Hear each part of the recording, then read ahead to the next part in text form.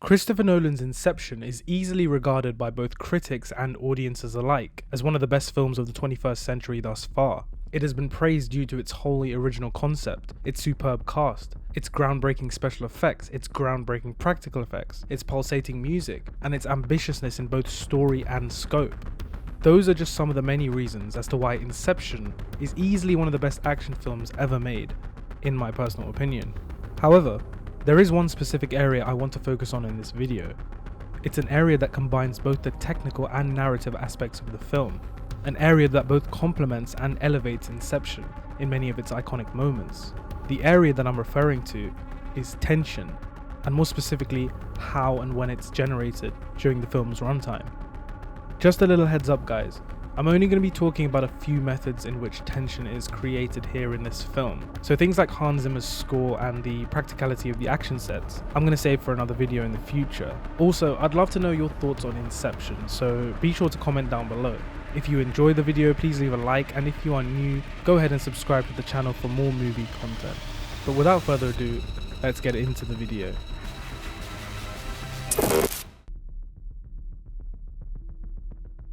Inception's first act has the challenging task of effectively introducing the audience to this world whereby extractors can enter minds through dreams in order to steal information.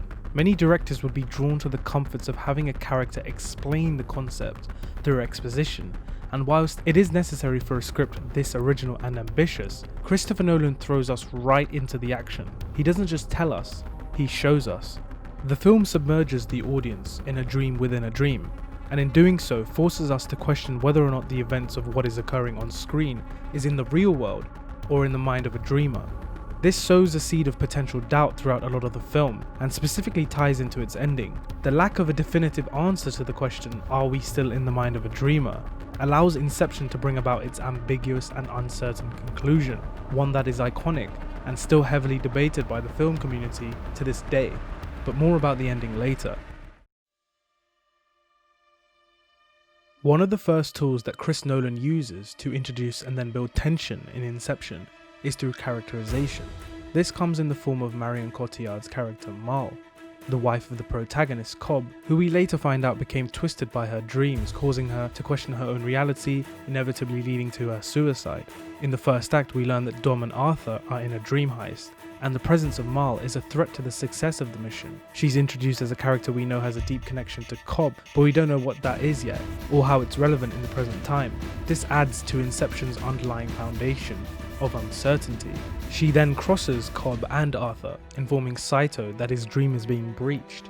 Nolan uses Mal's treachery to establish some preliminary dream rules to the audience, that being, if you die in a dream, you only then wake up in reality, but Mal reminds Cobb that in dreams, the dreamers can still feel the same pain.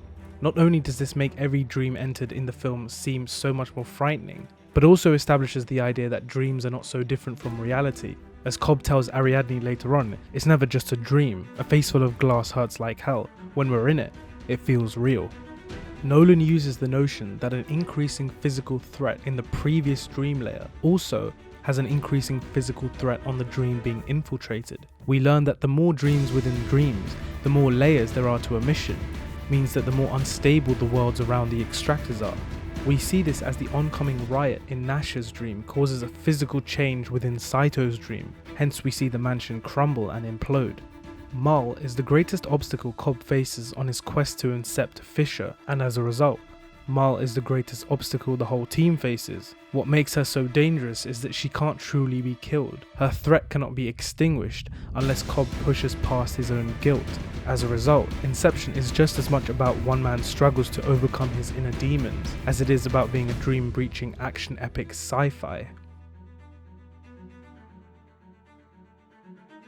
Nolan and editor Lee Smith use a technique frequent amongst their many collaborations over the years, in the form of crosscutting. This allows them to tie the action of all the dreams together in a way that is comprehensible to us as the audience, and thus control when and where they use the tension. The cross-cutting tool continues throughout the film and is one of the biggest ways in which the complex and somewhat perplexing format of Inception, as well as its narrative, are able to be more easily processed and understood by us as the audience. Therefore, we are not just watching a bunch of action sequences in dreams within dreams, but understand the effect that one has on the other and what consequences may entail as a result. The cross-cutting method allows for doors to be open for suspense to come seeping through and onto the events happening, infecting them, and ultimately increasing the tension in the story.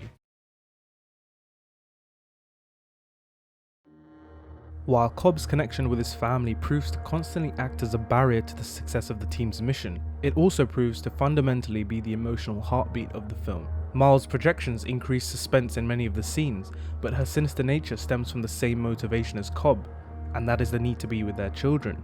This gives us as the audience so much more to root for when entering the dreams with Cobb and the team. Whenever the mission is under threat of failure, we're worried for the repercussions this will have on Cobb. His main desire is to go back to the life that he lost, and this is seen when Ariadne finds the enclosed memories. If the mission fails, if Inception fails, Cobb will go to prison for the rest of his life, and James and Philippa will never see their father again. Of course, this is the last thing we want for Cobb, and every time there is danger, it is made so much more intense because in the back of our minds, we understand how dire the consequences for him truly are. Now, plot twists, I think, can either make or break a film. A good plot twist is cleverly orchestrated in a way that advances the film in a new direction, and that makes sense whilst subverting audience expectations. Instead of hinging on one massive twist, Inception has a few twists scattered throughout. Due to the mind-blowing scope of the story, Nolan can conceal information in a way that doesn't leave us as the audience feeling cheated. Inception's complexity might mean that you never process these moments as plot twists, but rest assured when they occur in scenes like this, and this, they do have similar effects of propelling the narrative in different directions relative to the scope of the story. Let's quickly take a look at a scene taking place in the first dream level.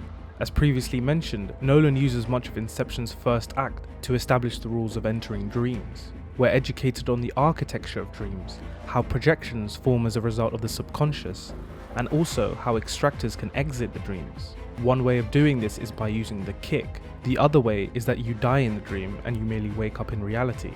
This rule gives us as the audience a little more room to breathe, because even though we are so heavily rooting for the team, we don't fear their physical state because they'll just wake up. They'll die in the dream, but in reality they're fine. Right? No.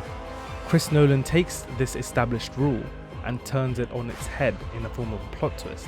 In the first dream level, Saito gets shot and goes into critical condition.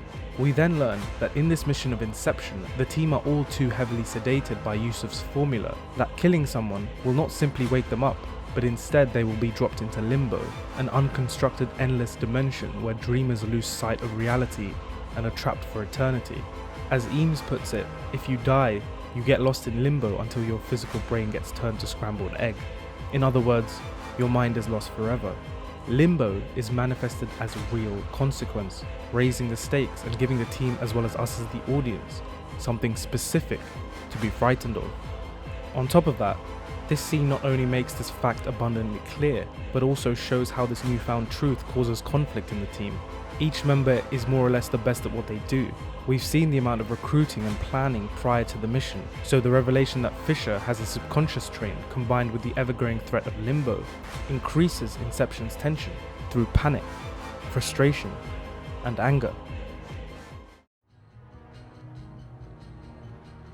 Another mechanism that Nolan is renowned for manipulating in his films is time, and here in Inception he pulls no punches. In dreams, the mind functions more quickly, and therefore time seems to feel more slow. Arthur even quantifies this earlier on, stating that 5 minutes in the real world is an hour in the dream. So theoretically speaking, as the team ventures further down into the levels of the dream, they should have more time to develop and eventually plant the idea into Robert Fisher's mind, thus achieving Inception. But only if it were that simple. Nolan uses the law of the kick to bring about the classic ticking clock effect. In the film, the team needs a synchronized kick to wake them from use of sedative and ultimately the multiple layers of dreams. The kick exists as a limit to the mission, a deadline, a restraint to having more time. When the cue for the kick starts playing, we know that the team are not even close to finishing the mission. From the moment it is heard, they need to work even harder, even faster, and with even more precision than ever before. And as a result, any obstacle the team faces like this, and this, increases the fear of failure, and ultimately generates more tension. Now, arguably, the most important section of a story is its conclusion. Does it make sense? Does it give logical finality to the character arcs? Does it pay off? Is the main objective achieved? Chris Nolan does all of this and more in the final moments of Inception.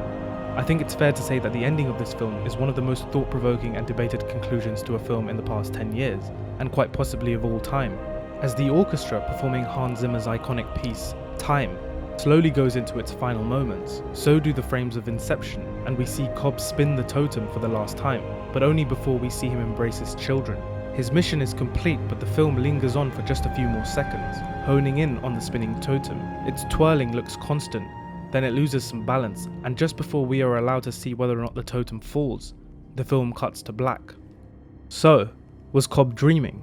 If you want my honest opinion, I don't think so, because Michael Caine is present in this scene, and has stated that Chris Nolan told him that all his scenes take place in the real world.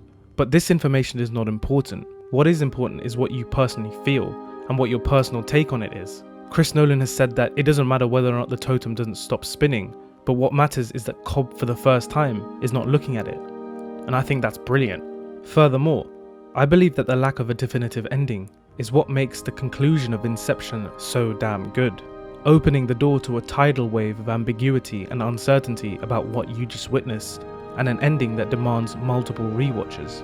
For me, the best films are the ones that stick with you for days, weeks, and even years after your first experience with it. Inception charges headfirst into that category, because in the end, even when the credits start to roll, even when you walk out of that cinema, close your laptop, turn off your TV, the tension of Inception is still there.